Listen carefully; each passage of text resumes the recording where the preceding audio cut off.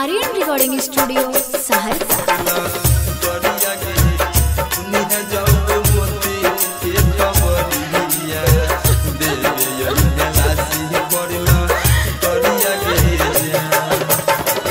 चल जबी छोड़ी के ससुराबा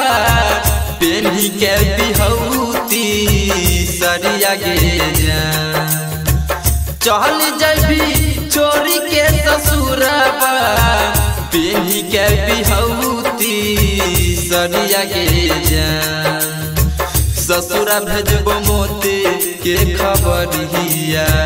सुनी है जब मोती के खबरिया देवे यही लासी पड़ला करिया गे जान सुनी है जब मोती के खबरिया देवे यही लासी पड़ला करिया गे जान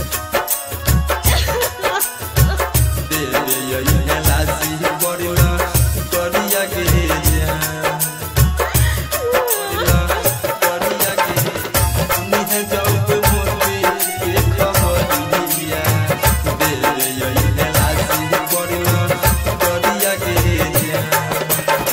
सुतैन रही रतिया करह बिना बतिया तोहरा याद करके कनबो पीटी पीटी छतिया तोहरा याद करके कनबो पीटी पीटी छतिया सुतैन रही रतिया करह बिना बतिया तोहरा याद करके कनबो पीटी पीटी छतिया जय भी जब पिया के दुआरिया दिलवा में उठा तैला हरिया गे जान जय भी जब पिया के दुआरिया दिलवा में उठा तैला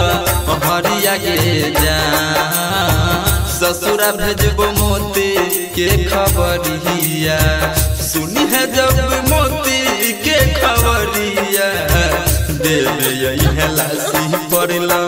करिया गे जान सुनी है जब मोती के खबरिया देवे यही लासी पड़ला करिया गे जान देवे यही लासी पड़ला करिया गे जान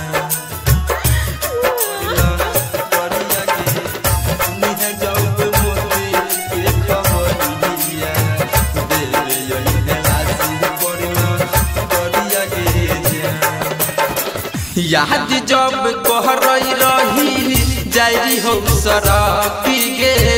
तब काहे जिंदगी सोना बनैले न रखी गे तब काहे जिंदगी सोना बनैले न रखी गे याद जब कहरई रही जाई हो सरकी गे तब काहे जिंदगी सोना बनैले न रखी गे आर्यन शीशवा के अरथी पर आई के उठाई दी है दरिया गे जान आर्यन